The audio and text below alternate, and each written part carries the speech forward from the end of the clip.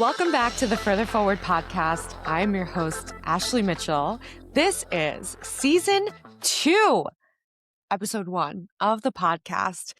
What an exciting time, because if there's a season 2, if there is another iteration, it means I have not given up on the vision. And if you were listening to this podcast, there's also something that you have not given up on. There's something that resonates with you, and that's great news, baby. That's exactly where we want to be. I'm very excited. I don't know if you can tell. I am so grateful for your presence. It is so challenging and so vulnerable to grow in public, to let people hear and see all of your missteps, all of your cringy moments, all of the places that needed more nuance or explanation and you didn't give it, all of the episodes that were just meh or like didn't land with you. You want everything to be good, right? You want to come out the gate and just be like soaring and just going up, up, up, up, up. And that's not the reality. The journey is like peaks and valleys, baby. And when you're, showing up for your vision, there's only but so much you can do behind the scenes before you have to let people see, let people in. And that part has not been easy for me, but I'm glad I'm here. I'm glad I didn't give up. I'm glad we're still going and we're still learning and we're still doing. And there are so many people that I want to have on this podcast as I'm just sort of out in the world and on social media and listening to what people are doing and how they're building a life and all of the really beautiful ways to be human and to be of service and to fight like hell to live your purpose and to be authentic. This shit is not easy. And I want to have those conversations and I want to know how people are giving themselves permission, how they're doing it, what they're like. I want to, all of the things I just need to know, because in listening to how other people are doing it, it gives me permission to keep going myself, right? It reminds me that nobody has this figured out. Right? That's why I want to talk to the folks who are in the mess of it. I don't want to talk to anyone who has it figured out. I want to talk to anyone who's perfect or who thinks they're perfect, because no one's perfect. I don't want to talk to anyone who thinks that they have all of the answers. I don't want to talk to anyone who is sitting on high telling everyone else what they're doing wrong. Sorry, no, not interested, wrong podcast. I want to talk to the people who are scared shitless, who are crying in the shower, and who are fucking showing up anyway. That's who I want to talk to, because that's who I want to keep becoming. So if that resonates with you, stick around. If it doesn't, you should probably just turn the podcast off right now, because don't waste your time. Go find something that speaks to your soul. You know what I'm saying? Okay, I got to talk about slowing down today. I've talked about slowing down so many times. And I think there's like a little piece of me that's been doing it wrong.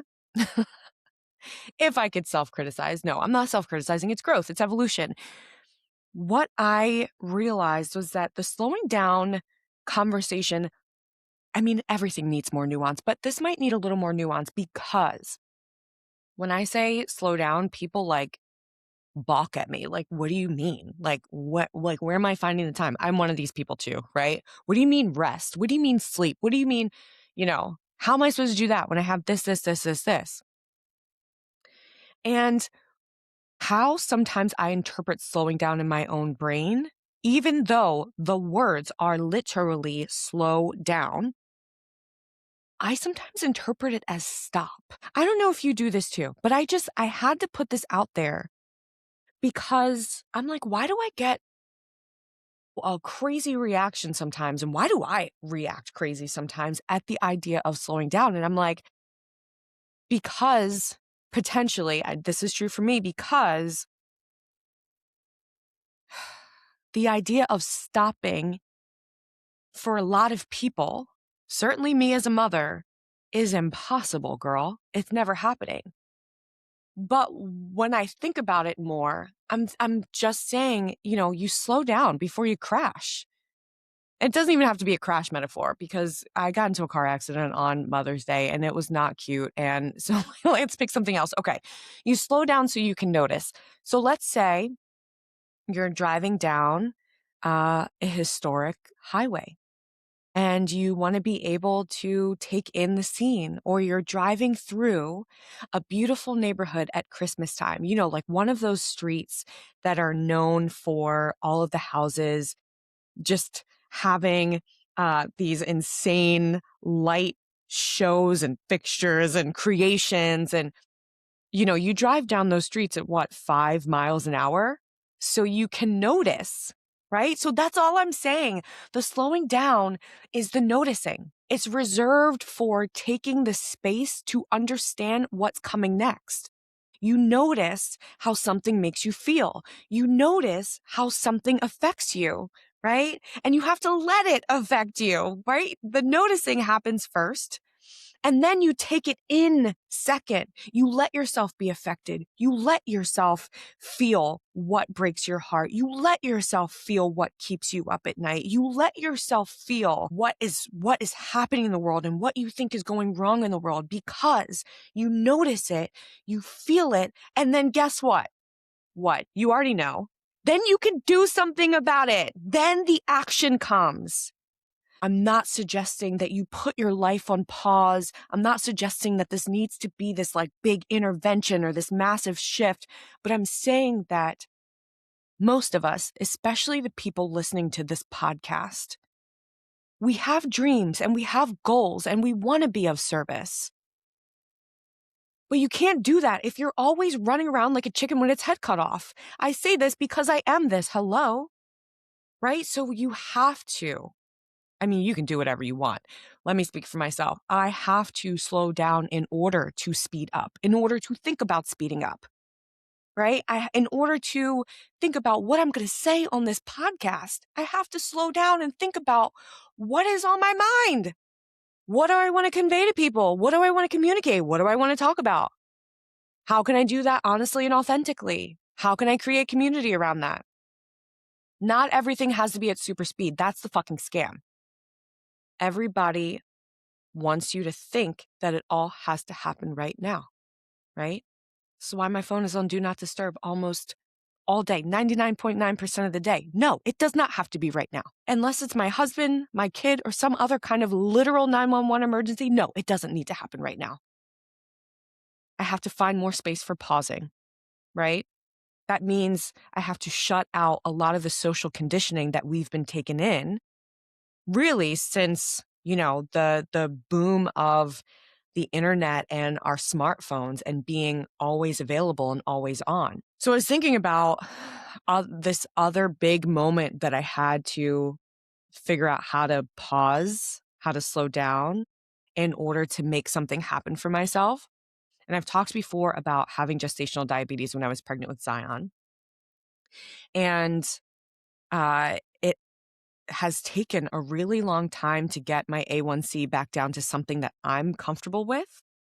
So to be clear, I'm not a diabetic. I know that the community is vast, so I want to be very specific. And toward the very, very end of pregnancy, maybe the last 6 or 7 weeks or so, I was on a small dose of insulin, but my A1C stayed elevated right below the pre-diabetes line, right? So if I didn't have this incredible background in health and wellness and all of these really incredible, smart friends in the industry that know way more than I do that I could lean on, if I didn't have the resources to buy healthy food and keep up with all of my doctor's appointments and stuff like that, it could have very well gone over the edge.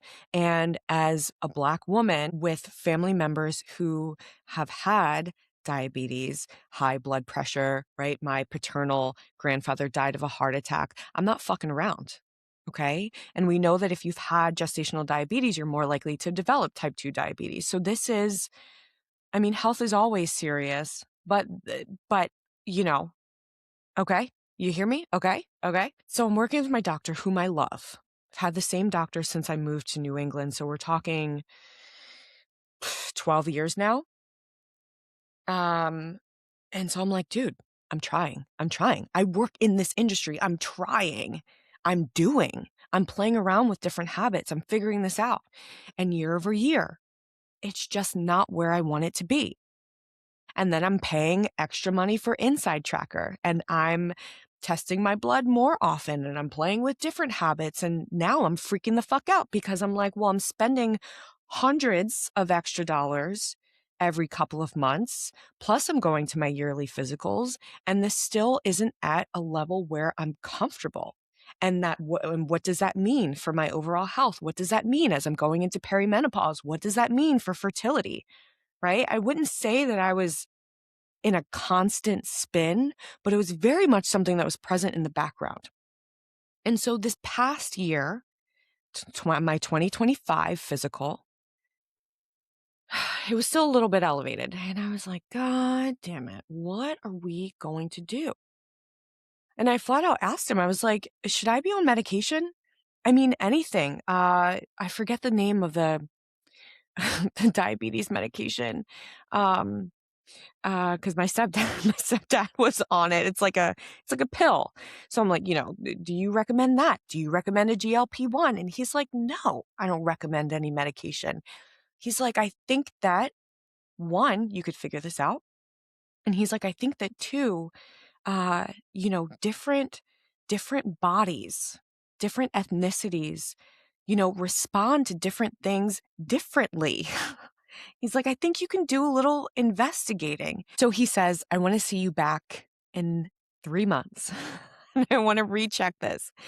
And I'm like, okay, all right, 3 months, let's go. So here's what I knew I didn't want to do as I'm sitting in my pause of like, okay, let me think this through. Number one, I can't do anything that isn't sustainable. So this is not the time for a balls to the wall, quote unquote, diet.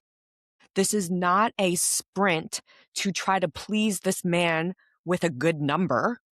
This is not something that, I'm not trying to run from myself. This isn't a moment in time. This is my life. This is my overall health.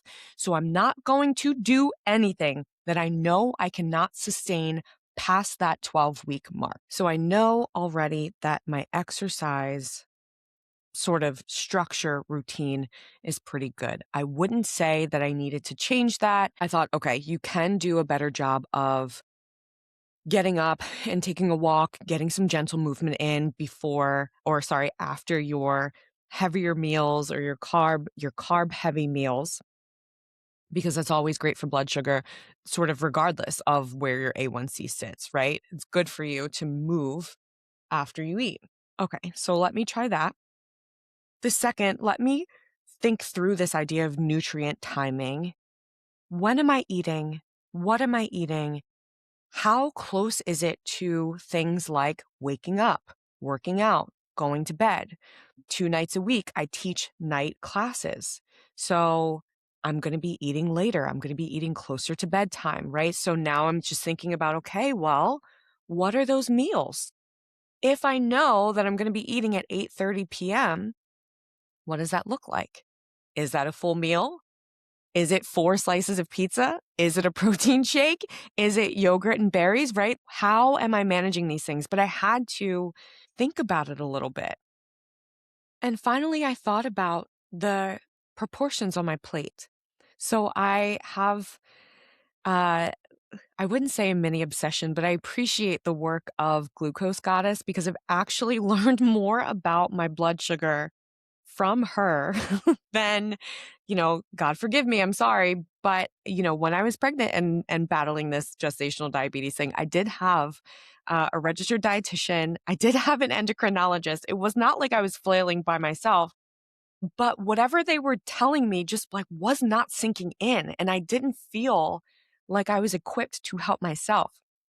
But the way that she explained how blood sugar worked and how you can structure meals, it was sort of like mind blowing. So that started to really help how I was structuring my plate and making sure I was getting enough fiber.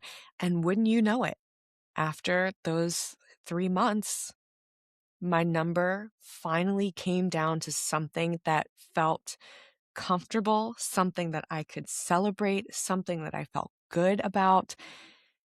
It was such a win for me, such a win. And it was just a moment where I could exhale. I am not in control over everything, but there was little things that I was missing because what happens is, even though I'm in this industry, I still get caught up in the swirl. I'm also a client, right? And I'm also struggling to understand what information is correct, where I need to pivot and modify it all to a changing female body, right? So I think that I needed that pause and I needed him to say, no, you need to figure this out, because the biggest message in the fitness industry, in the wellness industry, is just do more, to go harder.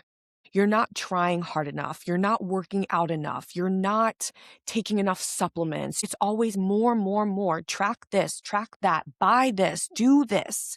This is the next big thing. This is how you need to do it. This workout is stupid. This workout is the only one that's valuable. This is how many minutes per day you should be doing it. And how can you listen to yourself if you're always listening to advice that may not be made for you? And of course, my favorite is no excuses, right? No excuses. And sometimes I get it. Sometimes we have excuses and sometimes we have reasons and sometimes it's hard to suss out which is which. However, if you take this attitude of straight up hustle and moving without thought and moving without intention, who the fuck are you? And what is the outcome that you're looking for? Do you even know if you don't give yourself the chance to figure it out? And how will you figure it out if you don't slow down? This is the whole thing. How does anything happen without a pause? It doesn't have to be long, but you have to pay attention. I have to pay attention, right? You can't let things make you feel like the last person you can trust is yourself. That would be the big miss. And I get it. Sometimes we're afraid to experiment because we're afraid to move backwards, because we've clawed our way to wherever we are, even if it's not the optimal place. But we've worked so hard to get where we are, and it's sometimes scary because if you make one wrong move, it could set you back. And then you're clawing your way forward again. I get that. I've been there too. But what I've learned is that observation creates options. So if you remember nothing else, it's that. Observation creates options. Have I said enough? Have I given enough for this episode? I mean, I think if I keep going, I'm just going to be rambling. And who wants that? You got stuff to do. I got stuff to do. I got to go. Let me know what you think. All right. Let me know how you think about slowing down. I would love to be in conversation about this. And before I forget, make sure you like and review and share this episode because we are growing in season 2, okay? And that starts with you. So send this episode to someone who needs it, okay? Love you. Mean it. Bye.